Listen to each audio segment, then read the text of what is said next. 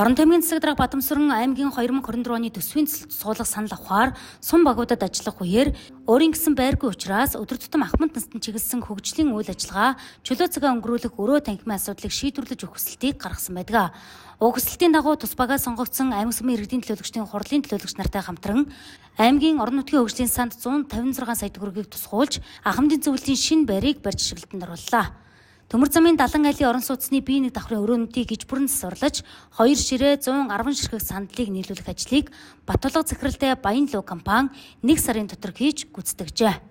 Дорн таймгийн хувьд бол одоо ахмадын өөрийн гэсэн одоо спорт заал, өөрийн гэсэн байртай болох энэ үйл ажиллагаа бүх талаар дэмжиж ажиллаж байгаа. Тухайлбал одоо аймгийнхаа буюу одоо хэрлэн сумынхаа одоо энэ ахмадуудад зориулаад хуучин одоо нийтийн аж ахуйн спорт заал байсан энэ барилгыг бол одоо засварлах үйл ажиллагаа ингээд хийгдэн энэ жил.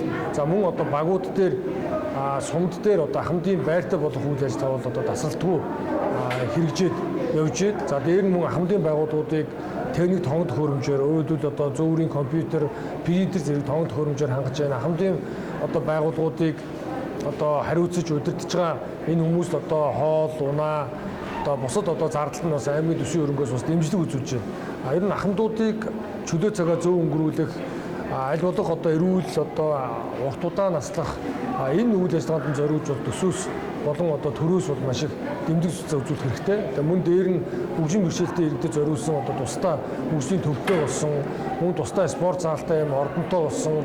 За мөн одоо хүүхдийн хөгжлийг дэмжихэд чиглэсэн одоо хүүхдийн хөгжлийн төвүүд одоо сургууль дээр, соёлын төвүүд дээр мөн шинээр одоо төрийн байгууллагад ашиглажсэн барилгыг одоо хүүхд хөгжлийн төвүүд болгох замаар одоо бид бас шилжүүлж ингээд дэмжлэг үзүүлж хийж байна. Тэгээд дүүн хэлэх юм бол аливаа улс орон хөгжлийн түвшингөөс үл хамааран хүүхэд ахмад настан хөгжлийн бэрхшээлтэй одоо иргэн гэсэн энэ гурван одоо бүлэгт бол маш онцгой анхаарал хандуулах хэрэгтэй байдаг. Тийм ч учраас бид аймгийнхаа хэмжээнд төсөвт орж байгаа орлого, ууд уурхаан байдгаас орж байгаа орлогоос эдгээр одоо гурван бүлгүүдтэй бол илүү одоо ахиу хуваарлах, дэмжих, тэднийг хөгжүүлэхэд хамгаалахад зориулсан төсөв арга хэмжээг санхүүжүүлэхэд хөрөнгө оруулалт хийхийг бас зорж байгаамаа.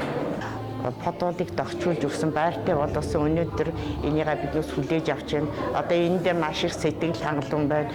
Мөн биднээс дүйнэ техник тооног төхөөрөмж, компьютер, принтер бүх юм өгсөн. Одоо биднээс ажиллагаа л үлдэж явах шиг байна. Одоо тэгээд ийм сайхан бүх юмар хангаж өгсөн аймгийн удирдлагуудаа баярлалаа гэж хэлье.